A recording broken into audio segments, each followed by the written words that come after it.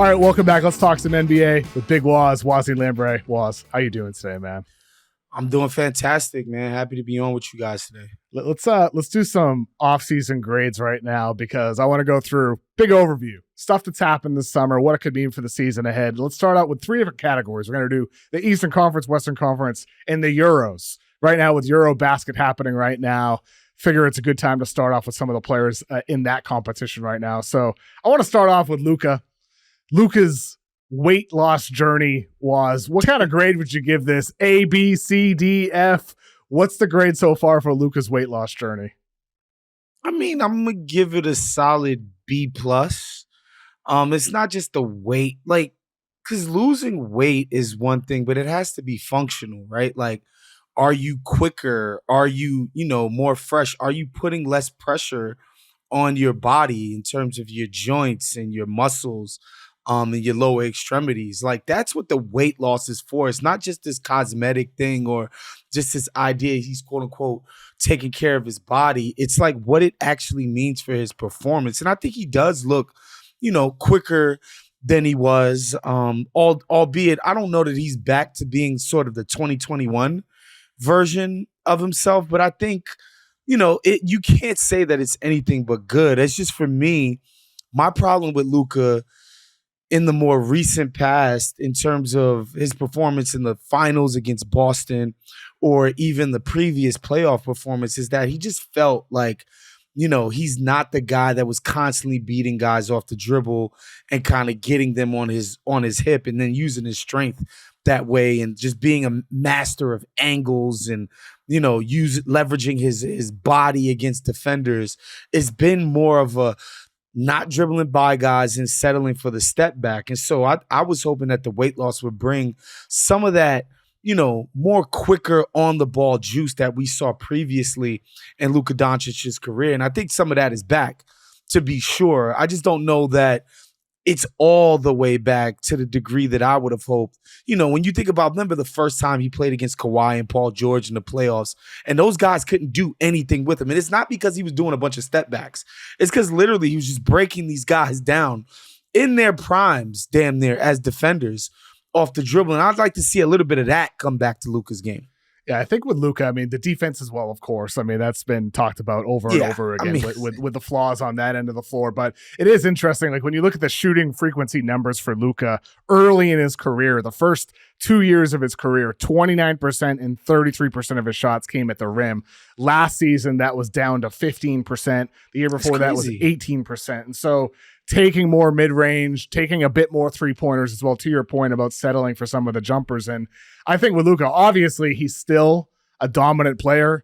He's also become a better three-point shooter, more efficient on those shots later in his career. So it's more forgivable when he's taking those. But to your point, getting to the basket, those are the highest efficiency shots in basketball. So if he's able to get even more of those, he could be even better. To me, like I think a B+ is a perfectly fair grade for what we've seen so far this offseason.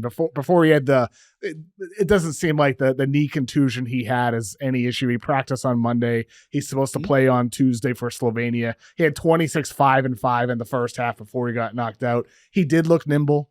He looks quick. That's what we want. That's what we want. And to me, it's about how do you sustain it over the course of the long season? That's, to me, the big question. So, it's that part. And I think there's just a lack of appreciation, I think, for balance.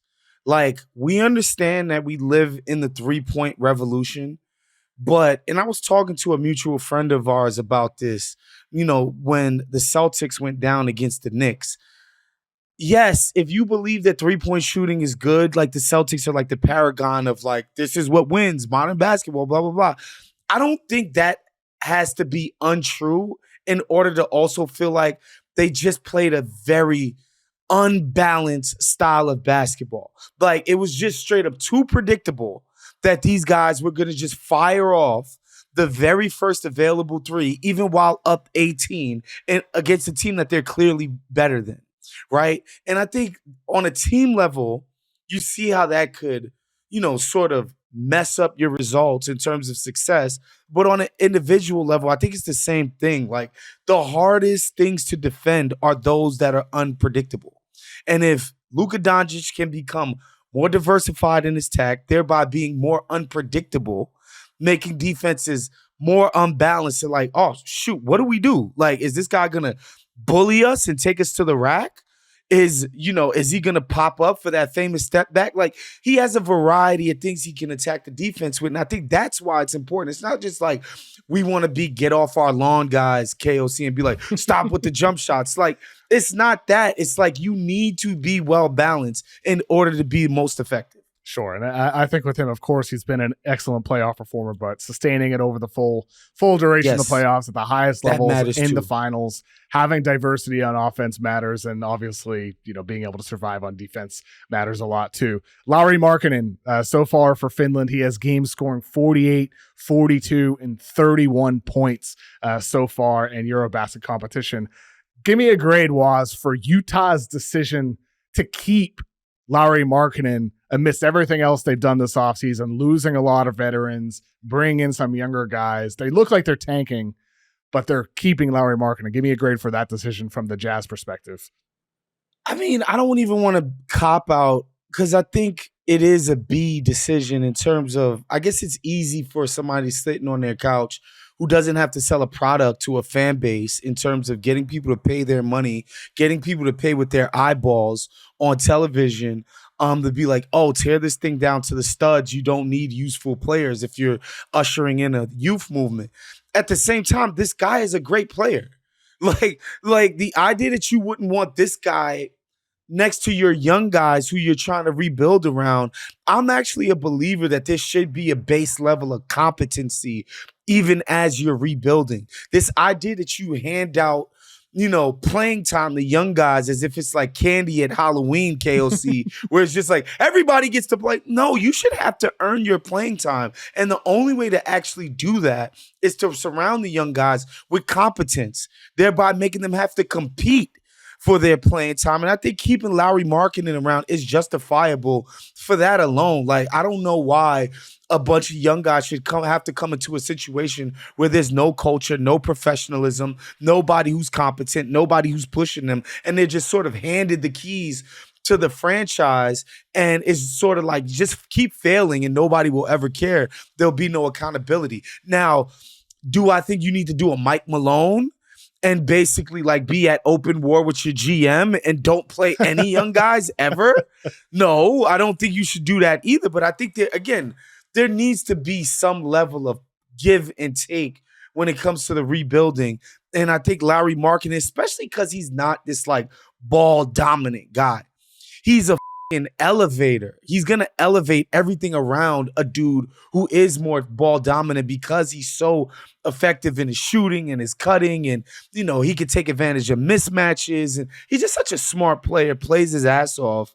I'm not mad at the Jazz for not being like, yo, let's just get rid of every single competent player we've ever had so we could fully usher in the youth movement. Now, the way that they were doing it before, where they were getting too cute about their quote unquote assets and making, good the perfect, the enemy of perfect, and trying to execute the perfect trade on every single guy on their roster, I thought that was a mistake too. And I think they probably stayed better than they should have, longer than they should have.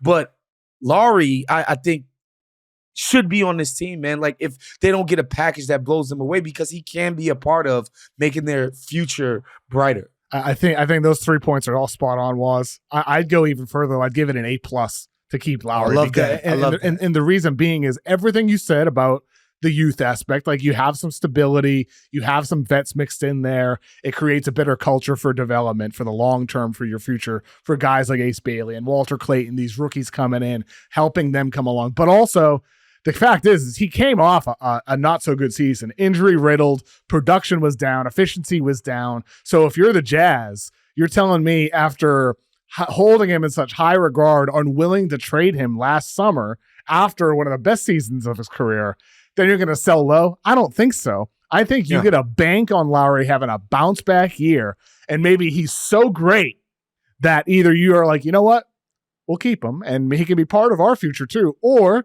another team is like, we have to have Lauri Markkanen in order to have a chance to win the NBA Finals. And a team goes over the top, 4, 5 first-round draft picks, young guy, whatever it is, because they perceive Lauri as the missing piece for their title chances. So for the Jazz, to me, like, this is by far the best thing they could have done this summer. And obviously, it's just, August basketball right now. But 48 points, 42 points, 31 points. He looks like this is a high level of competition. Yes, I don't think it's something that you can just poo-poo. Like, I think, like, you can be sort of dismissive of the Euros if you want, but these are high-level professional players, like, highly competitive environments. These dudes take this stuff deadly serious in terms of playing for their national teams. And so in that level of competition, for him to be playing the way that he is, I think it's a great thing. I don't think this is something you can just brush off as insignificant. I totally agree with you. And I think it'll be excited to see how Ace Bailey develops in the situation next to Lauri in that front court. So I think the Utah is going to be fun to watch. Like one of those like bad teams that are fun to watch in the Western Conference. Moving out east, Giannis Antetokounmpo so far seems like he's going to be staying in Milwaukee. Give me a grade for Giannis deciding to stay true and loyal to Milwaukee. F+. F plus. What's lower than an F? F minus. You flunk out of school. It's the Giannis thing. I just don't like the whole have my cake and eat it too element to this, where it's like, oh, I don't want to be shadow GM. I don't want to be like involved in decisions. But clearly, when you see how desperate the Bucks are moving, they're doing it at the behest of Giannis and what they perceive to be the things that are going to make him happy. Stretching Damian Lillard so you can sign Myles Turner. Like that is, there's no other way to put it, but that being a desperation move.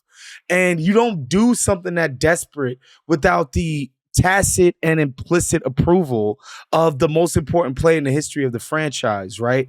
And that being said, it's like, if you're so thirsty to win, this Bucks team ain't it. So this idea that the only thing he cares about is winning, while also just being like, I'm gonna stay and be around this particular grouping of the Bucks, and also, leaking it through several media people like, oh, Giannis hasn't completely made up his mind. It's like, bro, like, just get off the pot, bro. Like, at a certain point, are you gonna stay or are you gonna go? Like, I'm kind of over the way Giannis is doing this, like, oh, I'm not happy. Oh, I might get a trade. Oh, it's like, just make a decision. The team would get a great haul for you. Just be a man and just be like, yo, I've given all I've got could to this franchise. We're not in a position to compete for championships. I'm a guy that really cares about winning championships, and I want to go pursue that somewhere else. I don't see anything wrong with that. So I think with Giannis, one of the things you said that I disagree with a little bit is you said this roster's not it. I think in the East, though, the East is weak. It's the KOC, East isn't. Don't do this. If you're Giannis. You're going to look at your situation and feel like, okay, the Eastern Conference is open. With me, if I'm Giannis, with me on the team, I can have an MVP caliber season. No, we're gonna play at a faster pace, ball in my hands. I'm gonna put up a triple-double, Jokic numbers. I'm gonna be point Giannis this year with Turner at the 5 instead of old man Brook Lopez. We brought back the good pieces from last year. We added a shooter in Gary Harris.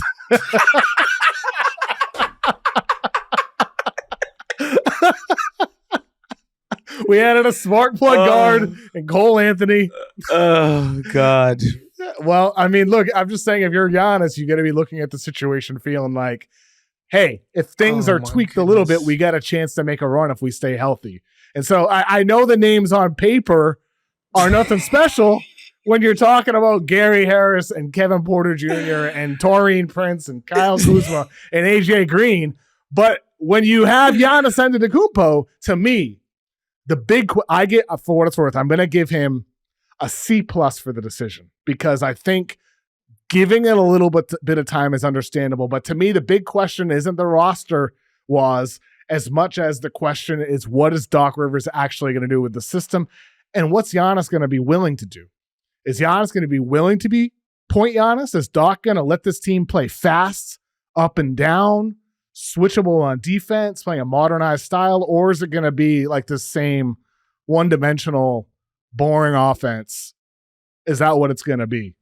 Where it's very, talking about predictable. Wait, what do you think a Giannis-centric, Giannis 40% usage offense is going to be? You think it's going to be like dynamic and unpredictable? Here's the thing. Let me answer that, Waz. I think it's going to be, I think the way it could be is you look at what they did in April.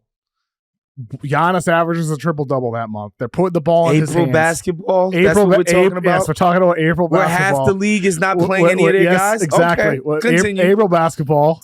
It was point Giannis time. Okay. And with guys like Porter and Rollins and Green and Trent, like a bunch of like Andre Jackson types, fast moving up and down style. If they play with tempo, now with Myles Turner taking him from the Pacers, he can do some of that tempo stuff more so than Brook Lopez ever could.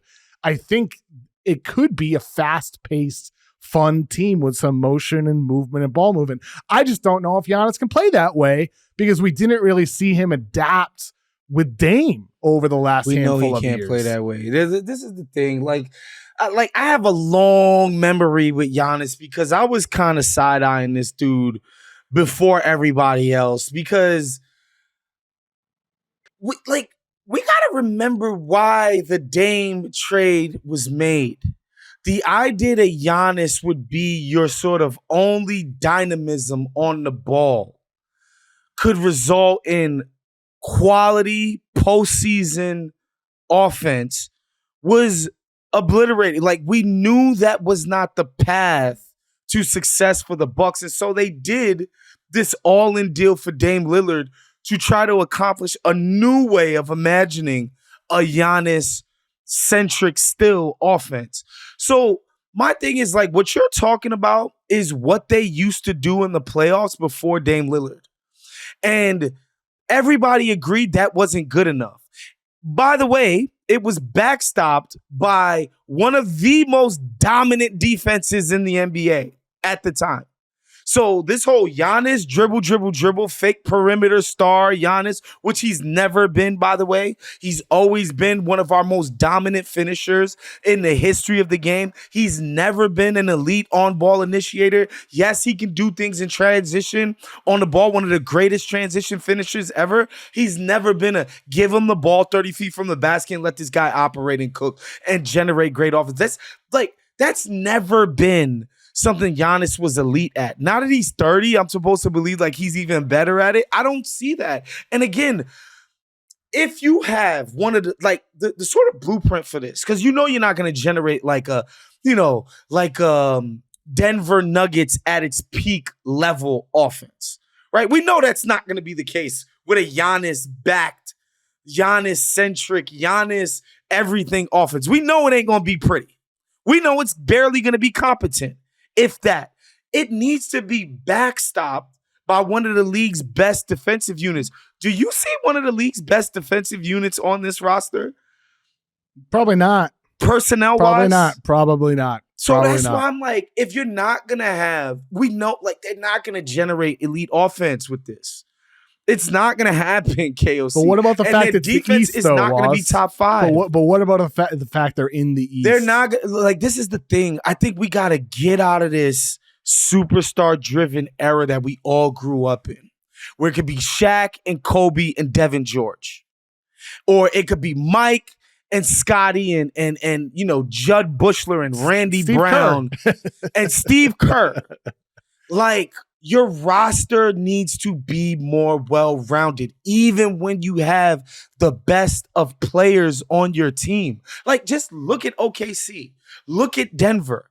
Like, even Denver, when it's having its shortcomings, it's like, man, like, Jokic is one of the greatest players we've ever seen. They still need, like, 6 or 7 competent guys to give them rotation minutes. They need 7 or 8 realistically. Even when you got Jokic, even when it's Jamal Murray, even when you have all of this stuff in your favor, even the Knicks, they go to the conference finals. It's like, they're still giving campaign some minutes. That's gonna hurt them in a playoff series. They're still like, you can have a superstar. You need to have 7 or 8 complementary and capable rotation players with that superstar. Like, it's just not good enough to have individual greatness on your team.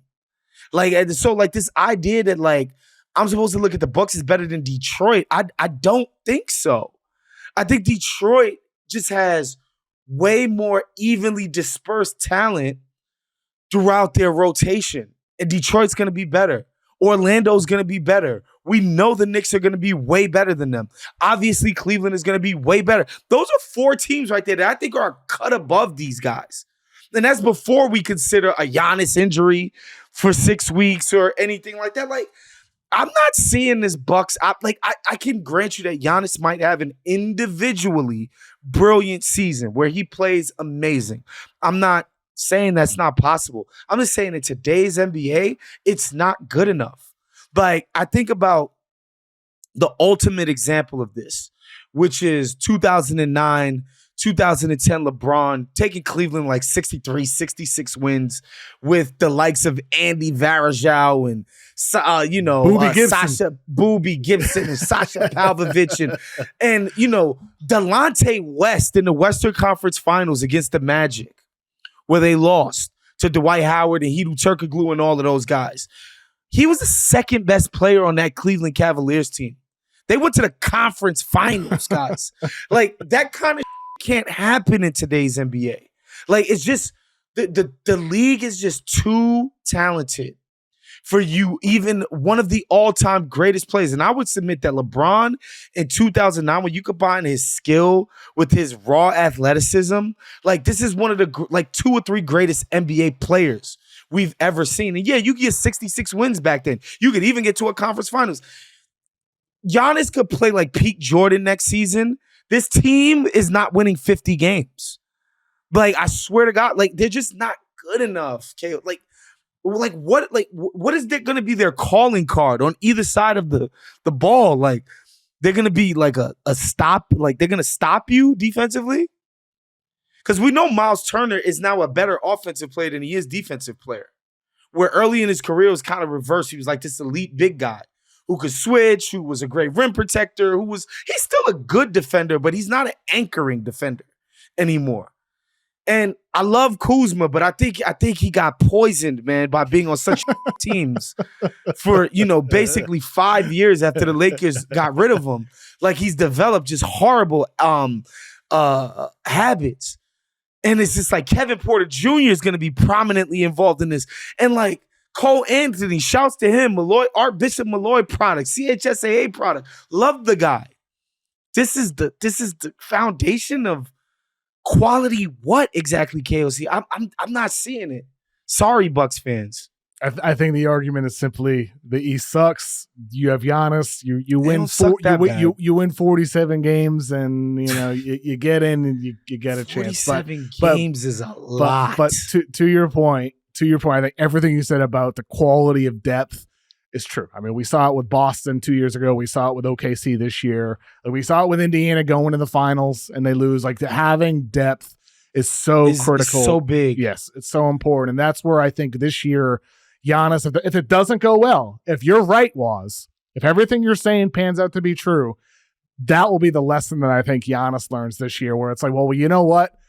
What do we do now? Like, there's literally nothing. They already did the desperate move, getting rid of Dame and adding Myles Turner. It was a creative move. Got to give John Horst and that Bucks front office credit. But the reason why they're in this position where they got to take those risks is because Horst missed in the draft time and time again. That's why they don't have depth. That's why they're being desperate. And that's why Giannis is in this position where he's not necessarily committing for the future entirely at this state of time. Right now, it seems like he's just focusing on international stuff. How many games did the Lakers win last year?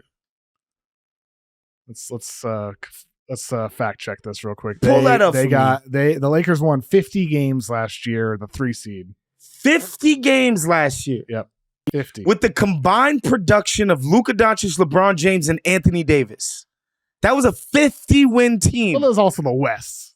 The West is a lot more tough to get. So what, through. You think they would have won 54 games in the East? Yeah. Well, yeah, I think so, for sure. Okay. I mean, last year Cleveland wins 64, Boston wins 61, New York wins 51, Indiana wins 50. I think they New York. The Knicks last year won 51 games, KOC. You telling me this Bucks team is only 4 games worse than last year's Knicks? The Bucks won 48 last year. Again, Damian Lillard and Giannis Antetokounmpo's combined production. Now... We'll see, Waz. Look, maybe I'm just more bullish on what Giannis can be. This will be a fun thing to monitor. I know. We'll be in contact about this all season long. I know. We'll see what happens there. What did you think about him slapping his teammate on the back of the head that viral? Weird. Weird. Well, you never did that to your friends in high school? No? I've never done that in my life. No, nobody's ever done that to me. Really? No. Oh. Weird. There's a thing. European culture, I guess. I don't know. It's a thing with my friends. The Greeks. Super handsy. Coincidentally, with my Haitian friends, it was a thing in high school. Bro, he hit that dude really hard. Really hard. It was never that hard in high school. Like, come on, bro. It was a light tap in high school. That was like a open-handed slap punch. Almost. Greek listeners of the KOC show, reach out to us and let us know if that's normal in your culture. Yes, please let us know. All right, let's move on to the Eastern Conference. Was Myles Turner. I want to start out with him because we just talked about the Bucks. Give me a grade for Myles Turner's decision to leave Indiana for Milwaukee. I mean,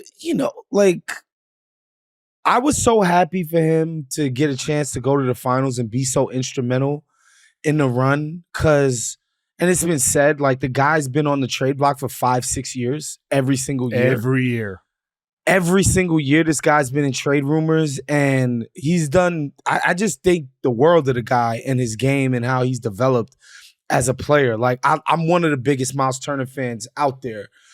At the same time, like, you need to be financially remunerated. And if the team is just like, look, Halliburton's gone for the year, we're not going to be competitive, like, to me, I don't see how they wouldn't have been the Eastern Conference favorites to go to the finals again next year if they brought everybody back. They were that damn good in the postseason. That damn good, not just the postseason, and it does bear mentioning, from January of this year, they were one of the best 4 or 5 best teams in the entire NBA. And then in the playoffs, they just continued to show that level of class and form. And so for the team to be like, look, Hallie's gone for a year, it just happens to be that you're up for a deal. We're going to do something different in terms of just being, a bit more frugal and be realistic about what we can accomplish and what we should be willing to pay to accomplish what is obviously below the standard that they've set with Halliburton this past playoffs. I think it's fair for both teams, both parties to be like, look, I'm not taking a haircut.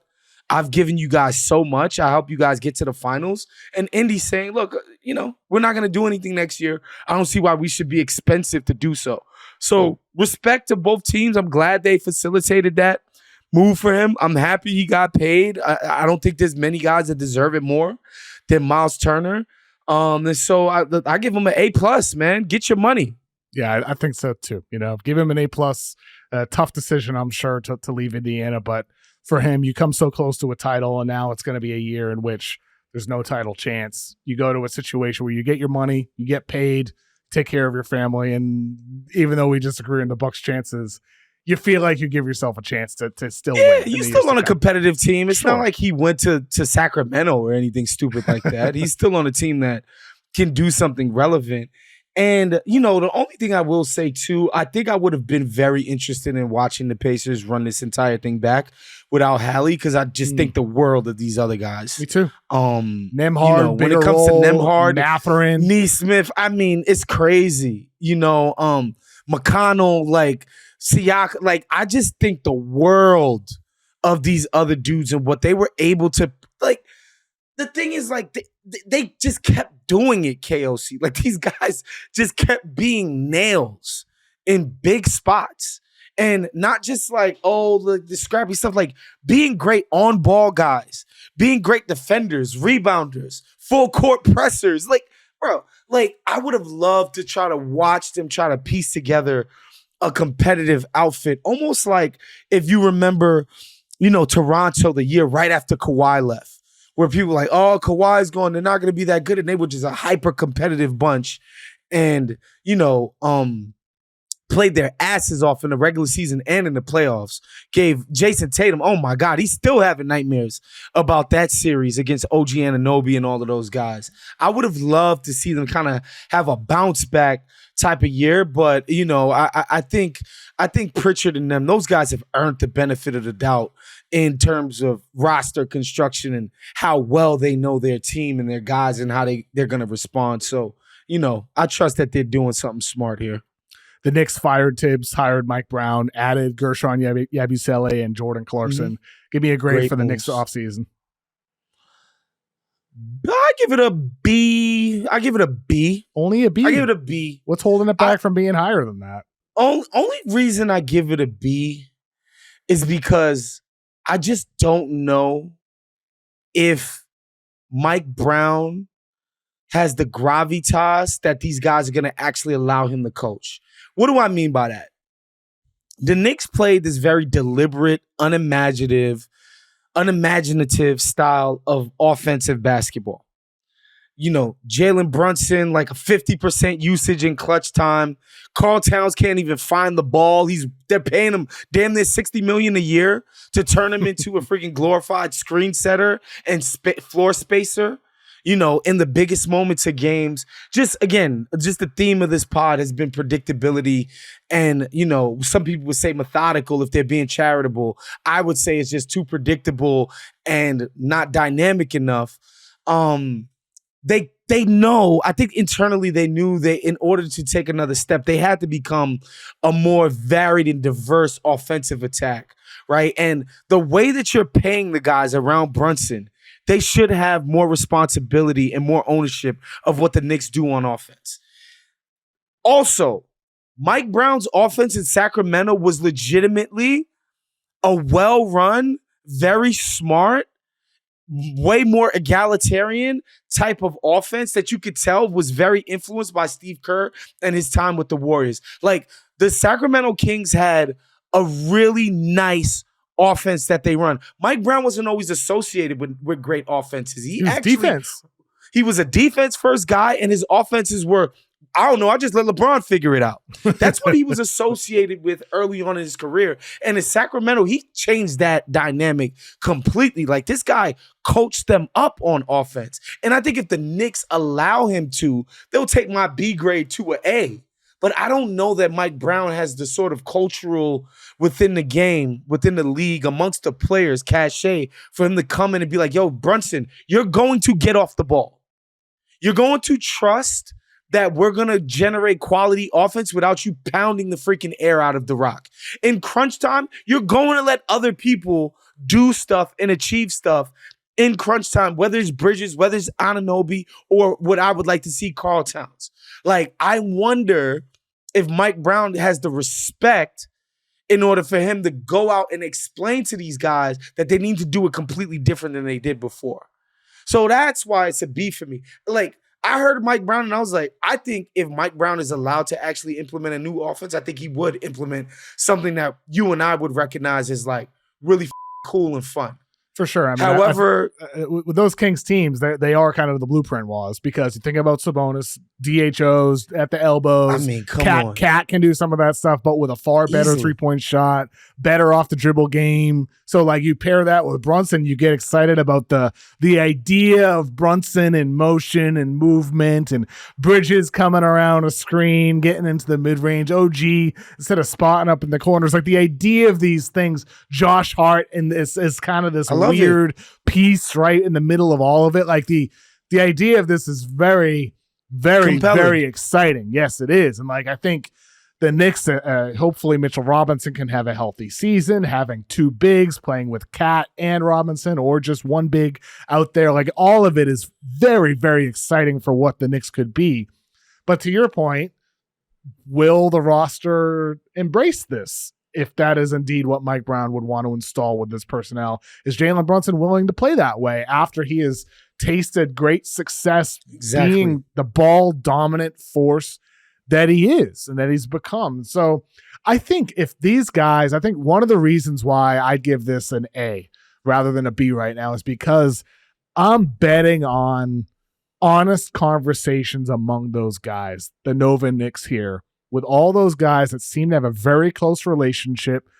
They host a freaking podcast together, like hopefully being able to have open conversations about what is best for us to take the next step. Maybe having an understanding of listening to Mike Brown, taking what you saw work for Indiana, taking what you saw work for all these teams that have had great success sharing the ball, having different guys with success. And the Knicks did have that stretch last year. Brunson out, Bridges, OG, Cat usage way up during that stretch, and the Knicks were playing pretty well. So I think as long as Mike Brown, to your point, is allowed to install elements of that Kings offense that was so great and so fun to watch, then yeah, like this could really work well, especially when considering, I mean, they added an upgrade over campaign and Jordan Clarkson, and he's cheap. Yes. He's not making $15-16 million anymore. He's on a league minimum.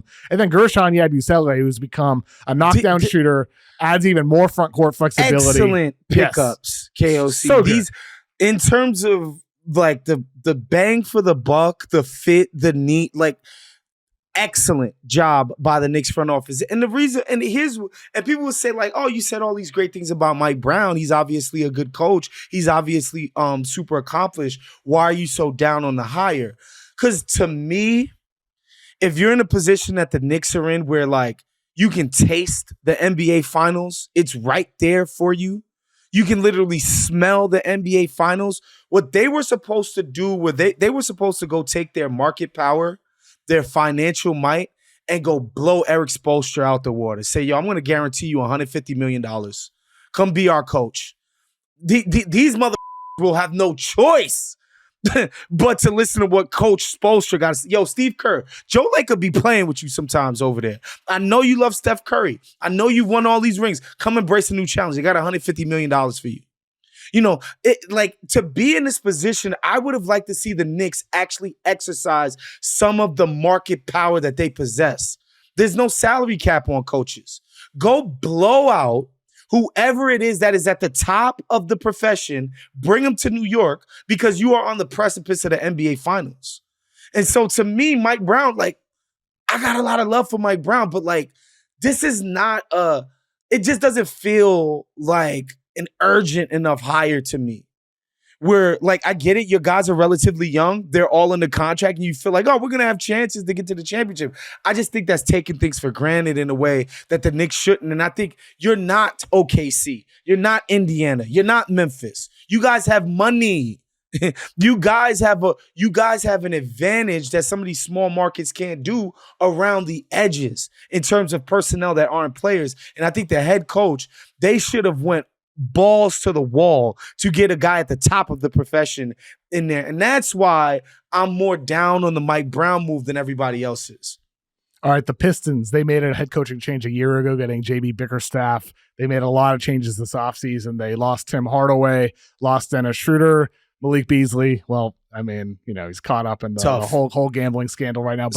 But they replaced those guys with Karis LeVert, Duncan Robinson. They also drafted Chaz Lanier as well, a guy who I had compared to Malik Beasley in my draft guide over at Yahoo Sports. So with Woz, like with what they did this offseason, how would you grade the Pistons reshuffling of the roster? Again, a solid B, because I don't think their improvement is going to be based on off-season acquisitions. It's going to be on internal improvement, right? It's going to be about what Cade and the rest of the guys do. And Cade pretty much showed that he is obviously an all-star, legitimate level guy. He's going to be an all-NBA contention from now till Kingdom Come. Obviously, you and I are both Asar Thompson guys. I think the big question is, what happens with Jaden Ivey? Yeah. Like, does he take a step to become a fringe or knocking on the door all-star level type of player? And how does he fit into the dynamic of, you know, Cade is like playing this like super heliocentric type of basketball, but I think for Detroit to be better, him and Ivy have to learn how to share space together. And I think that's going to be the defining question of next season for the Pistons is what Jaden Ivey and Cade Cunningham can accomplish together. Ivey obviously got hurt, and Detroit still was able to soar. Their Knicks series was one of the most entertaining series in previous memory, obviously. So awesome. But I think Ivey is the sort of the breaking point here of where these guys can go. But like talent-wise, man, like, you know, Duren and Thompson and Ivey and Cunningham and even Toby as the solid vet. I want to see what Ron Holland does, who looked good in Summer League. Again, it's Summer League, I get it. And second-year guys are supposed to dominate, but he did dominate. Sometimes we see second-year guys look like bums. Ask the Lakers fans about that, right? And so, you know, I just love the talent dispersal all up and down the roster. So, like, for me, it's like Duncan Robinson. Look, Beasley did help unlock something by being a guy that was just willing to fire 12 freaking threes per 36 or whatever the hell it was last year. And I think Duncan Robinson can achieve those same ends. And I think that now that they know the route to quality offense, they have that sort of internal knowledge collectively. They can incorporate Duncan Robinson with no problem. I'm not really worried about that. But to me, it's about the guys who are going to have the ball in their hands, how great they can be together. That's what it's all about to me.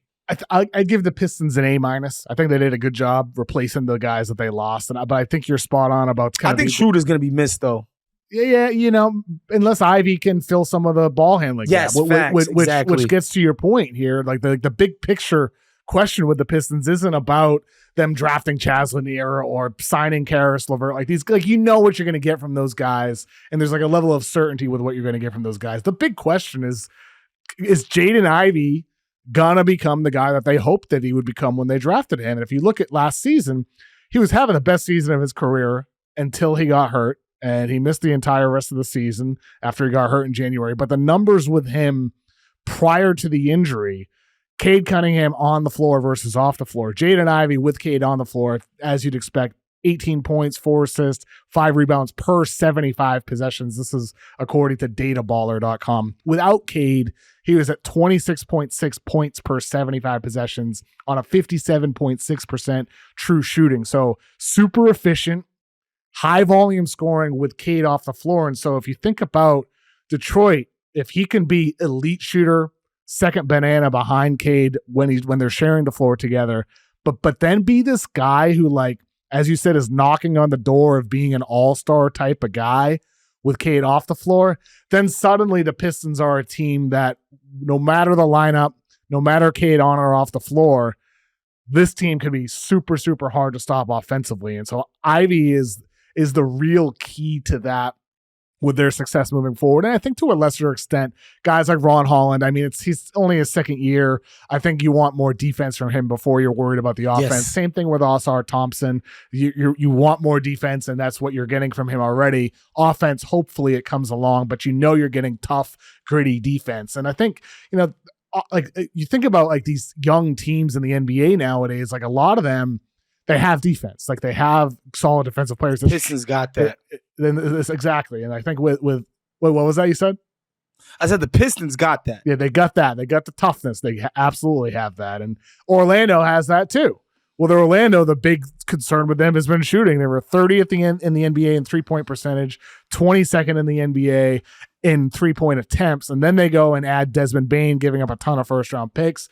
They sign Tyus Jones, a point guard. They draft Jace Richardson, another guard out of Michigan State. They lose KCP. They lose Cole Anthony. They lose Gary Harris. Give me a grade, Waz, for the Magic shakeup this offseason. To me, the Magic are A for me. The Desmond Bane move. I know a lot of people are like, oh, how do you give up all of that for Desmond Bane? It's like context matters, guys. The fact that they believe in their two wings, Franz and Paolo, and they've run into the exact same predictable ass problem for 2 postseasons in a row where nobody can make a freaking shot. To go out and get an upgrade like Desmond Bane, who, you know, in the last 2 years has shown that there's more to his game than just spot up shooting, you know, or taking open jump shots. Like, this guy is a dynamic scorer. And if Jalen Suggs can actually stay on the ground, that 4-man right there, KOC, I'm putting against anybody in the East. I'm talking about including Cleveland, okay, including the Knicks. If those 4 guys can stay healthy, they're going to be tough to beat. And Bane is such that, like, when you're committing all of these resources to stopping Paolo and Wagner in the paint, like, this guy, you can't leave this dude alone. And his dribble driving off of, scrambling defenses and rotations, like driving against rotations. Like, this guy is really good against set defenses. You put him against a rotating defense.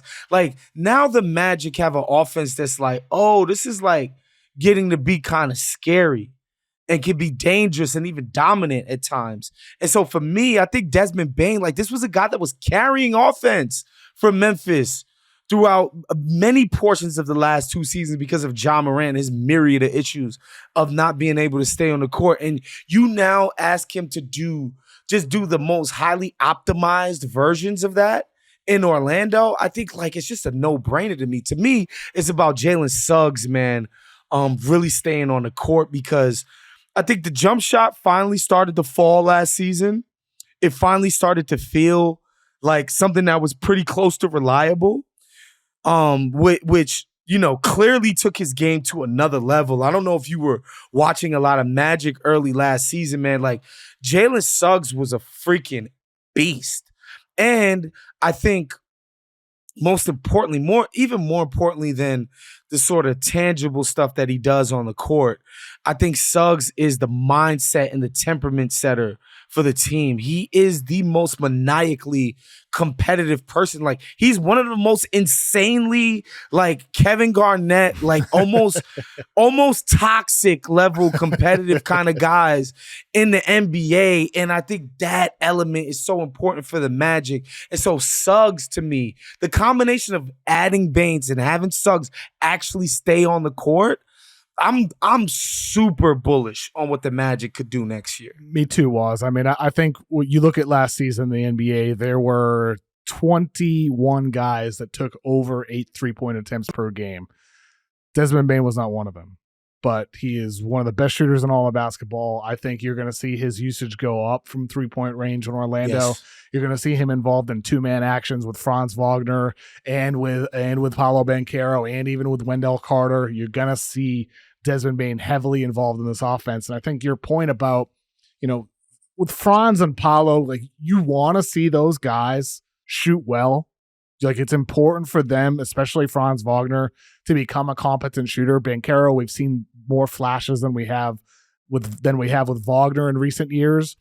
But those guys still get to the rim at will, despite a lack of spacing, despite the fact that they have shooting inconsistencies outside.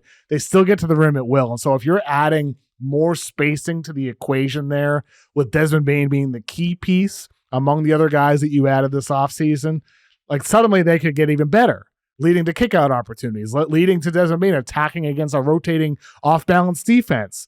And Bane can do a lot off the dribble as well, in addition to becoming a knockdown shooter off the catch. And so I think with the Magic, they are indeed a real threat in the East, but so much of it is going to come down to, as you said, the health of Jalen Suggs and the continued development of Paolo Banchero and Franz Wagner. And we really won't know how that's going to go until the regular season. But I'm optimistic about what they've done.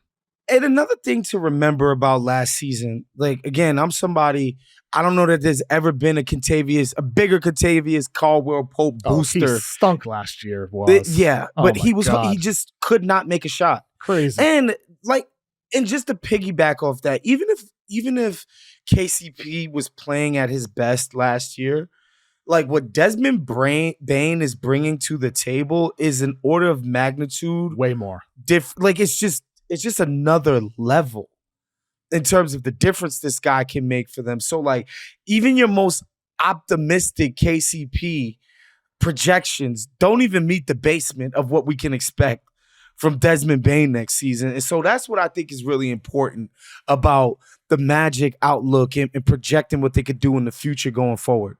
I'm with you there, Woss. With the Eastern Conference, we summed up a lot of those teams. Let's move on to the Western Conference here. Jonathan Kuminga has been in the news a lot as of late. It's been a lot of Jonathan Kuminga talk, more than I anticipated this entire offseason. Latest news was from Anthony Slater over at ESPN, and he said, the word I've heard used from the Kuminga side is pawn. He doesn't want to sign this 2-year, $45 million deal with a team option when he clearly would just be used as a trade midseason. Mm-hmm. That's not something he wants to sign up for. And so the idea is here that he could potentially accept the $8 million qualifying offer, which would mean he has a no trade clause for this season, and he'd be an unrestricted free agent a year from now. Give me a grade for Jonathan Kuminga's approach this entire offseason. I mean, I give him a B plus. They're trying to play ultra hardball with the guy. Like the Warriors are trying to be tough negotiators, and I think like that's kind of been their history. Like they kind of do they did it with Klay Thompson, they did it with Steph, they did it with Curry, the legends. They did it with the dynasty. They did it with Draymond. They did it with everybody. Like Iguodala. Like they've done this to everyone. So I don't think we should be surprised that they're doing it to Jonathan Kuminga. I just think the deal that they offered is a deal. Like this idea that you're offering me only a 2-year deal and then it's a team option on the second year.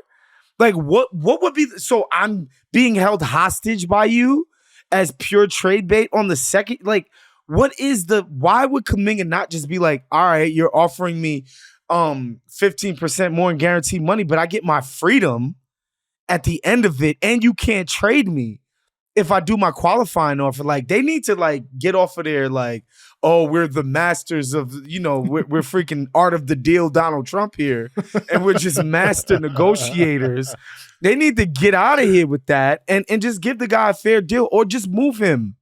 Like, get off the pod again. I think Kuminga is playing this the way he's supposed to. They offered him a crap deal, and it's like I'd rather just bet on myself and become unrestricted next year. Let's flip that. One more year moping around here won't bother me. Well, let's flip this then, because I'm 100% with you on the Kuminga side of things here. Like, why would you want to go to a place that they don't want you and you don't want them? So both sides don't want each other. You know that they would want to use you as a trade piece midseason. So with the Warriors side of things, though, it's understandable why they would want to keep Kuminga because there's not a deal right now, but there could be a deal in January or February. So that's why they would want to retain the asset. And who knows? Maybe this is his breakout year, and you decide to keep him on a discount deal, so you retain that possibility too. But from the Warriors side of things, you have Stephen Curry, talking about all he plays for is a championship right now. The beginning of last season was a disaster. Draymond and Steph aren't giving their all until they get Jimmy Butler. They close the year great. Of course, they flame out in the playoffs. But the Warriors, I feel like it's contradictory here. On one hand, are you actually going all in or not in this situation? Because it took you a while to go get Jimmy Butler. You didn't give up a lot to get him. Butler has his flaws at this stage of his career for that matter too. And so then you are playing this game with Jonathan Kuminga, a guy you don't actually want and you don't actually think fits on your team during an offseason in which you have done literally nothing at all. Are the Warriors actually trying to do everything to win a championship right now? Because I don't see it that way. I don't think they are. Yeah, it just makes no sense to pretend that Kuminga leaving next offseason for absolutely nothing wouldn't be a complete disaster. Oh, big time. So to me, it's just up the offer, make it 2 years guaranteed, give him his player option on the third, basically something similar to what Jalen Green got in Houston. He ended up, I think, getting $33 million a year. All right, give Kuminga $27 million per year. Player option, and let's keep it pushing. Because, we're not going to pretend that this guy is valueless, right? And there's clearly other suitors that are willing to pay him close to that, higher number. I don't think the 34 or 33 that Jalen Green got, and he's been less productive than Jalen Green, to be fair. But I think a deal in that range where it's like we acknowledge that, you have potential to be better, but we also acknowledge that you haven't been as good as you think you are. So let's do a deal that acknowledges both truths, right? And I think a 2-year, 2+1, under 30 mil, where the guy feels like, all right, I get to be unrestricted in 2 years while also getting a significant pay bump that isn't breaking the bank. I think that's kind of the direction they should try to go. I think Jalen Green is kind of the model here. The Nuggets replaced Michael Porter Jr. and Russell Westbrook. A++. Cam Johnson. Hey, this is before I saw the podcast with Steiny, by the way. This is A++, Kev. You don't got to finish it. I've been trading Michael Porter Jr. from the Nuggets for 3-4 years now, bro. He is a one-dimensional, single-note, sometimes he ass player, okay? Also, with one of the craziest back situations, and he deserves credit for playing as much games, being as durable as he's been, but the medical is the medical. And then you just think about, he's just such a not hot. Let's just say he's not the most cerebral hooper. I'm not going to get into how smart he is off the court. We don't know. I'll let you guys decide. You can watch the interviews with the porn stars and the Nelk boys and decide for yourself how intelligent this guy is. But the idea that you would get him out of here for Cam Johnson, who makes half the money and is just a better player. He's just better. Way better. He's just better. He just knows how to move off the ball, cuts off the ball. Look, I remember we used to call him 3 and D. We know he's not a D. But he's going to try. He's going to give it his all. He might not be very effective. He's more than 3 on offense now than he was in Phoenix. He's developed more tools offensively. 100%. And just the way this guy has a mind for the game, his temperament, it's just the perfect Jokic teammate. Then now, Jokic can now play 36 minutes legitimately per game in the regular season because that backup 5 position has been solidified. Okay, best backup 5 of Jokic's entire career. And it's not even close. Yeah. And I'm saying even when Nurkic was his backup 5. Okay, and so Nurkic was never any good. So yeah, exactly. And so to bring Bruce Brown back on a vet min, I mean A++ off season for Denver, but I do think, and my guy Adam Mares put this beautifully, the Valanciunas thing is so key in allowing Jokic to save himself for the playoffs when he is going to need to play 43 minutes a game. To not have to do that in the regular season because we're jerking around with Zeke Naji at the 5. Or God bless him, DeAndre. I mean, this is just going to make a world of difference. And not to mention, they had Tim Hardaway Jr. and Bruce Brown. So they solidified the wing spot as well with old friend Bruce Brown, former champion. He's going to be back with Jokic.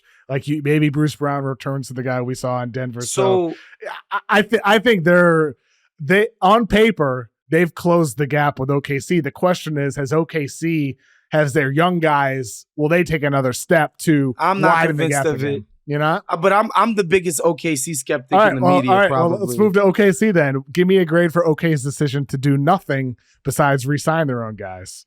No, they get an A. I mean, what so are you an A for really that, but you're a skeptic supposed to be doing? I just don't. I think we overrate. We think that these guys get frozen in time as people. As we acknowledge that they evolve as players, but we don't acknowledge that in time as people. Are you talking about the college fun vibes after games and stuff like that? It's cute now. Yeah. It's cute now. Living in OKC and eating at Cracker Barrel every other day with your family is cute now. But there's going to come a time. I'm talking about even the guys that have wives, okay? SGA These has people, a wife, they're right? rich people. There's going to come a time where they've outgrown the lifestyle of OKC. The idea that it's just us and our basketball cocoon and all that matters is hoop and we're so dedicated and blah, blah, blah. That is cool now. They're young and impressionable. I don't think that's going to be the case forever. I'm not saying next year is when, we're going to start seeing the cracks where where, J-Dub is like, I'm tired of being a pip. I want to be Gladys Knight. I'm not saying it's going to happen next year. I'm just saying I'm not completely bought in to the kumbaya atmosphere of OKC. Right? I think these guys are going to develop as people. And I don't know that guys are always going to be happy living in Oklahoma City, being second fiddle to Shai Gilgeous-Alexander, and that being the pinnacle of what life could be for them. I'm not convinced of that. And maybe I'm crazy. Maybe I'm just projecting stuff that isn't there. I'm just like, guys, like, no disrespect to the prairie. No disrespect to the heartland. I got love for real America. I got love for the meat and potatoes down home Americans. I'm not being a city slicker. I'm just telling you that young rich was over here. I'm just telling you that young rich black dudes, some of them might freaking get tired of it. That's just something I'm putting out there. Whatever. I haven't reported this. I'm not on close friends basis with any of these guys. I'm just talking about human nature here. Well, you don't get the green circle with J-Dub and SGA on Instagram? They didn't put you on the close friends? No, I'm not on the close friends. How about yet? Chet? Not yet. But Chet is still my guy. Shout out to him full court. Fitz-Alum. I think they played the offseason perfectly fine. They're all still hanging out together. They're going to Caruso's wedding. Fine. And Chet they got in that young white guys. suit and all that. They're having a good time. That was a bad suit. He needed a new stylist. But they got young guys like Topic and all of these guys that they still running off of the assembly line. Like, I think they're gonna be fine. I'm just telling you, like, I saw Tim Hardaway Jr. in Vegas. I might have had a few Hugo Spritzes, KOC, and I walked up to him and said, yo, y'all gonna win the chip next year. So just remember you heard it here first, okay? OKC is not going to be the first repeat team since Golden State. I think they're going to go down next year. For OKC fans listening, Waz mentions Cracker Barrel as the as the restaurant OKC. I've been recommended the restaurant Packard's in OKC. I've heard Packard's is really good. Leave a comment. What's another one? With that's the only one I've ever been recommended. What else they got over there? What other restaurants? Yeah, leave a comment recommending OKC. Do they have a Nobu out there?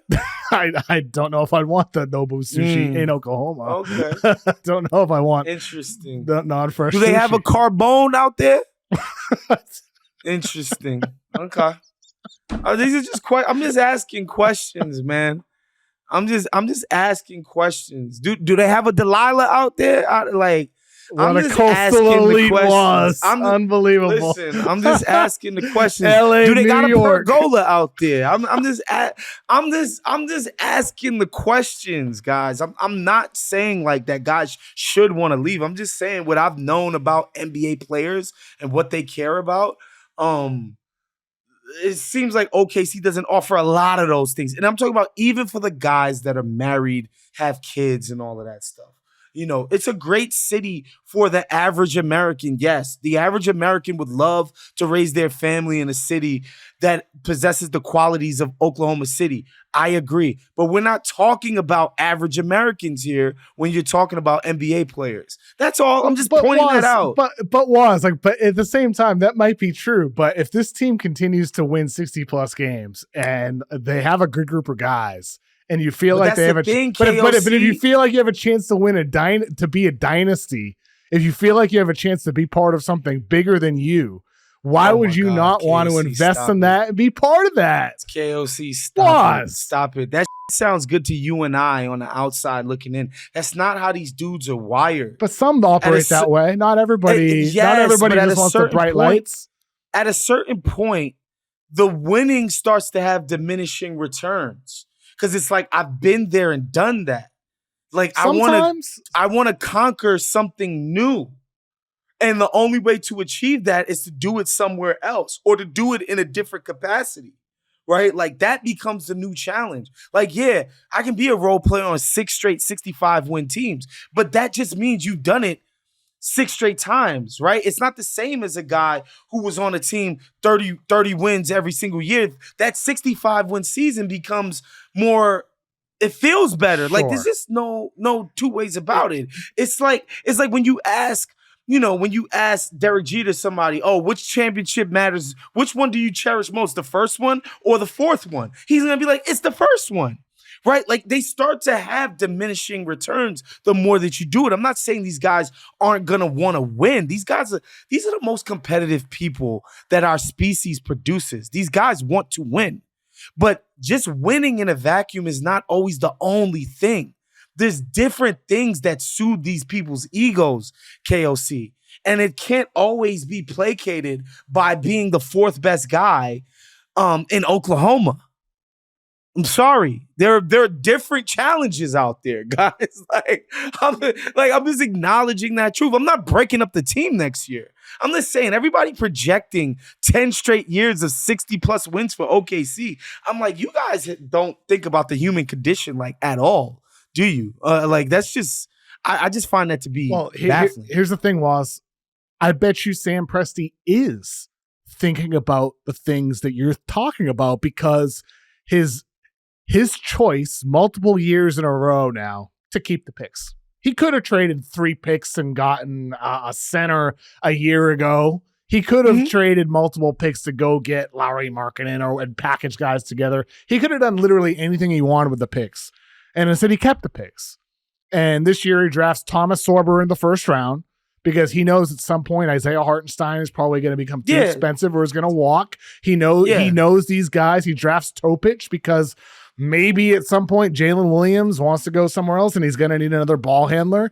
I think Presti is keeping the picks because he knows that he's going to have to turn things over. 100%. Because the financial aspect of the NBA with the CBA, you're naturally going to have roster turnover quicker and more often than ever before because of the CBA. And B, because of the human element that you're talking about.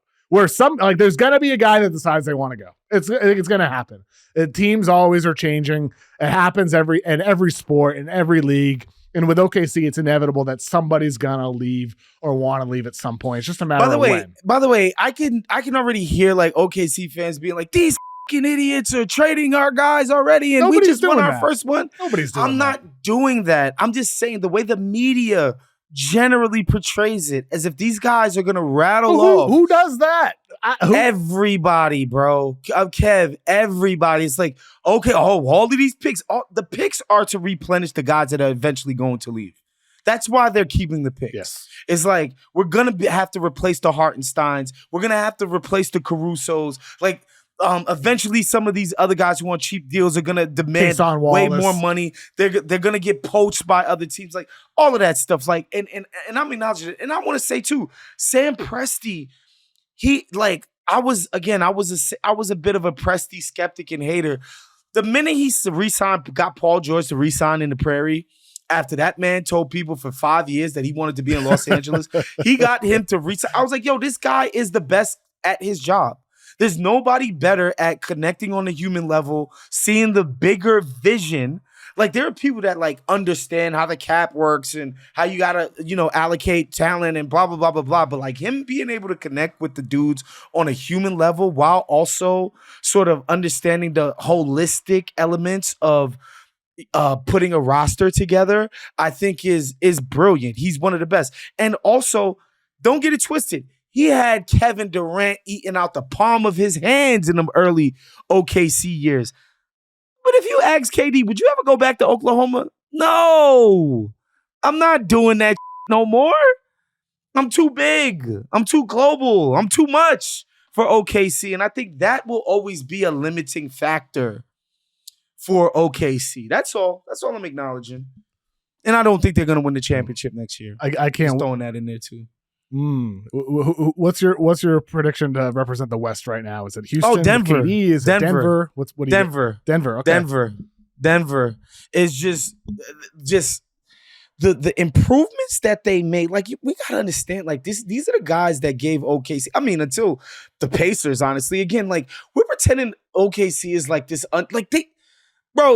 They were about to lose Game 7 to the Pacers, okay? Like, why are we pretending that this is like the Kevin Durant Warriors we're watching here? It's not. They're probably the league's best team and most talented. They're great. They're going to be right there. They have as good a chance, if not better, than every other team in the NBA to win the chip. They're entrenched in contender category, but that doesn't mean that they are just a cut above everybody else. I don't personally believe that. And so to me, I think Denver has improved on the margins, and even the series that they lost. You just gotta think if like they didn't have to play like Pickett and Strother and DJ and like you just gotta believe if they didn't have to do these things on the margins, they would have won that series. You know what I mean? And so to me, they've made the necessary improvements, and the championship pedigree is there. Jokic to me is still on a level of his own as the best player in basketball right now. Give me Denver for the championship, KOC. Over who? Knicks? Nuggets over Knicks? Is that what you got? Nuggets over Magic? Man. I still like Cleveland. I know that they imploded last year, but I just think that they're on such a solid footing in terms of the trajectory, in terms of that thing that we talked about you're with not the Knicks. Picking the Knicks was. No, I'm not. I got to see it on the floor. I got to be convinced that they're actually going to do things differently than they did last year. I want to see it. I know Cleveland has the capacity, like they've already shown a capacity to improve upon this certain style of ball that they did. And I think they just shown that they have evolution within them. And I think they're going to evolve into an even better, more dynamic team. And I think Evan Mobley, he's got to have seen the light. Like, yo, this team is going to go as far as I take him. And if I turn it to what my potential demands, I think to me, it's Cleveland. I like it. I'll make my final predictions after preseason, obviously. But I think right now I lean Cleveland for all the reasons that you're saying, projecting them to get better. And I also really trust Kenny Atkinson as a coach and him installing some of those improvements. And boy, like Denver's changes, man. I think it's going to be them and OKC in the West Finals as of today. And I don't expect that prediction to change. I look forward to that part two, by the way. Yeah, me too. I hope to God we get that part two. And we get 4 games with them in the second half of the season. So those could be some pretty big games too. But I'll give the credit to the defending champions right now and lean towards OKC as of now in the middle of August. A lot can change. Was, thanks for joining me today, man. How's your summer going? Yeah, I mean, you got any plans for the rest of the summer? Man. I just came back from 2 weeks in Spain last week. That was a great time. We went to Barcelona. Wow. Went to Mallorca. Went to Ibiza. It was just incredible. Spain is just a magical place. And yeah, just spent a lot of time in New York. Honestly, the rest of the time this summer. So yeah, just enjoying it, man. Can't complain. Hope you enjoy the rest of your summer. Was always good talking. Appreciate to you, it, man. You too, bro. Yeah. Also, man, you got it to like. Have you become a guitar collector since you left LA? Like, no, I've played guitar since 2007. I've played guitar, so almost 20 years now I've been playing guitar. But this year, I had a few years where I wasn't playing as often. This year, I'm getting back in the rhythm, playing more often, making it something I do on a daily basis, getting my calluses back on my fingers, and I'm gonna do some guitar covers, post those on social in the weeks. All right, I'm ready for the John Mayer content, man. I'm here for it, bro. Right now, I want to see it. Hotel California I'm working on right now. So I got the album over my shoulder. Hey, man, send me them links. I need it ASAP. We'll do, Waz. Appreciate you joining me today, man. Thank you. Of course, man. Much love, my boy.